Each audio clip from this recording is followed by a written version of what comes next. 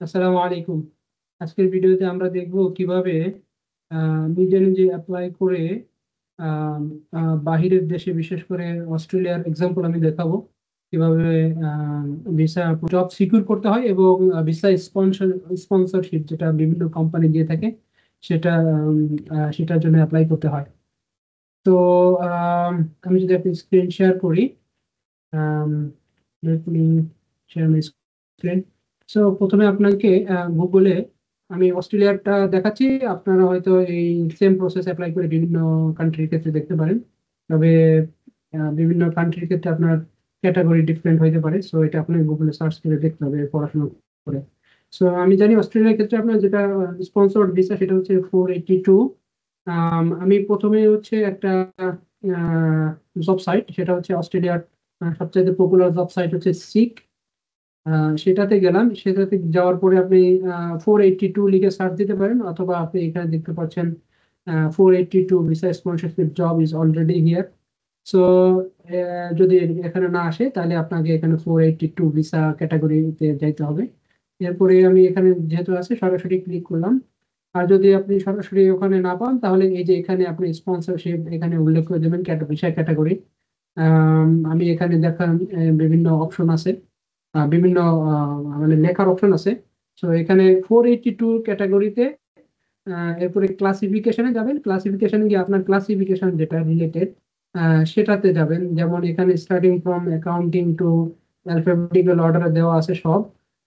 আমি আপনাকে একটা এক্সাম্পল দেখাই, আপনার এক্সপার্টাইজ বা আপনার যে জব এক্সপিরিয়েন্স যে ফিল্ডে সেই অনুসারে আপনি দেখতে পাবেন।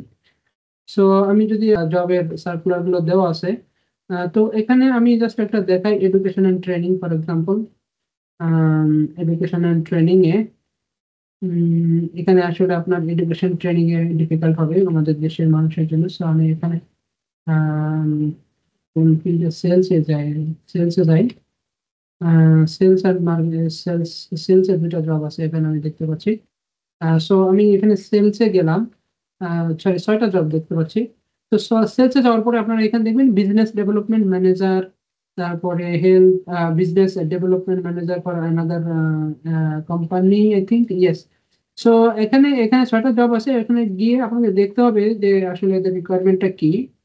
তো বেসিক্যালি আপনাকে একটা জিনিস কেয়ারফুল থাকতে হবে, এটা কিন্তু ডিরেক্ট কোম্পানি হতে নাও হতে পারে, আবার এজেন্সিও হতে পারে। যেমন আমরা এটা দেখতে পাচ্ছি, এটা হচ্ছে এজেন্সি, 420 একটা এজেন্সি, হ্যাঁ, কনসাল্টিং। সো আপনি যদি এখানে ভিতরে যান তাহলে দেখতে পারবেন বিজনেস ডেভেলপমেন্ট ম্যানেজার চাচ্ছে তারা, 420 কনসাল্টিং, এরা হচ্ছে একটা এজেন্সি। হুম।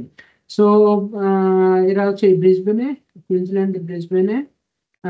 এরপরে আপনার স্যালারি স্ট্রাকচার দেওয়া আছে এখানে।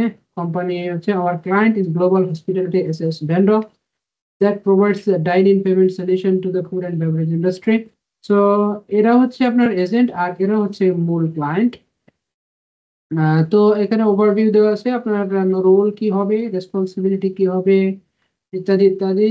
তারপরে রিকোয়ারমেন্ট আছে, তারপরে স্যালারি স্ট্রাকচার এন্ড ফ্যাসিলিটিস আছে। তারপরে এখানে sponsorship available for the right candidate, এটা হচ্ছে main thing I wanted to show you. So আপনি এটা ভেরি কেয়ারফুলি চেক করবেন যে আপনার এখানে ওরা স্পন্সরশিপ দিবে কি দিবে না। সো এখানে ওরা দিবে বলতেছে। তো এমপ্লয়ার কোশ্চেন্স এখানে আপনারা দেখতে পাচ্ছেন, আপনার ওয়ার্কিং রাইট অস্ট্রেলিয়াতে আছে কিনা। আপনার এই কোশ্চেন গুলো অ্যান্সার করতে হবে আপনি যখন কুইক অ্যাপ্লাই বা অ্যাপ্লাই বাটনে ক্লিক করবেন।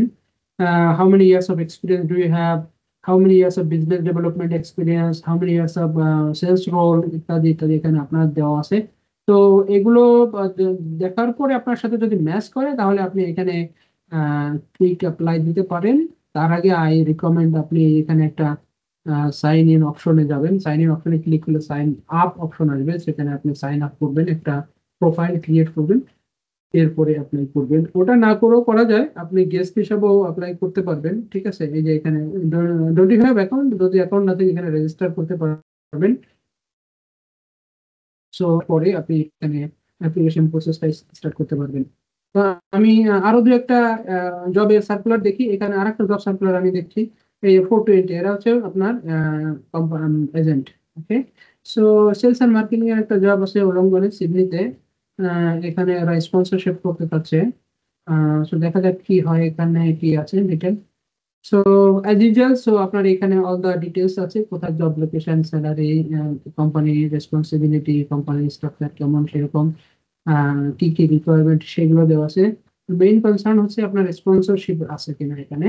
তো এখানে আমি দেখতে পাচ্ছি হাউ টু অ্যাপ্লাই, এখানে অ্যাপ্লাই বাটনে ক্লিক করবেন। এরপরে এরপরে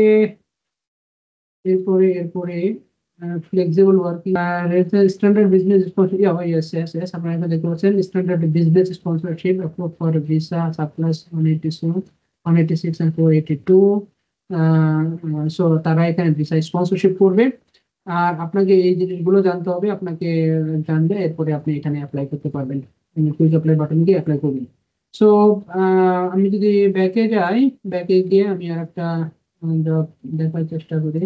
এই একটা কোম্পানি আছে সেলস কোঅর্ডিনেটর, এটা হচ্ছে একটা রেনাউন্ড কোম্পানি, আপনার হ্যাভি মেশিনারিজ এর কোম্পানি, ক্যাট, আপনারা জানেন। সো এখানে এটা হচ্ছে জবটা হচ্ছে পার্থ অস্ট্রেলিয়া, ওয়েস্টার্ন অস্ট্রেলিয়াতে, বিশেষ করে মনে হয় মাইনিং কোম্পানি।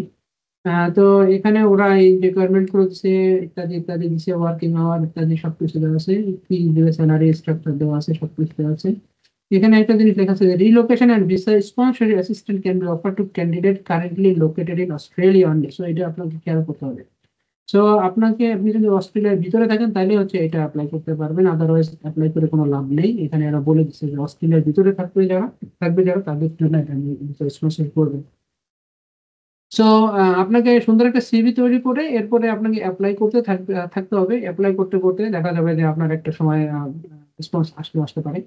আর যদি আপনার এই সমস্ত এজেন্সি গুলা যেগুলো আছে, ওই এজেন্সি গুলো সাধারণত আপনার সাথে কন্ট্যাক্ট করবে এরপরে আপনার ফাইনাল অ্যাপ্লিকেশন সাবমিট করার আগে। তো সেখানে আপনার ওই এজেন্সি গুলোর সাথে টাকা পয়সা লেনদেন করার আগে ভেরি কেয়ারফুল।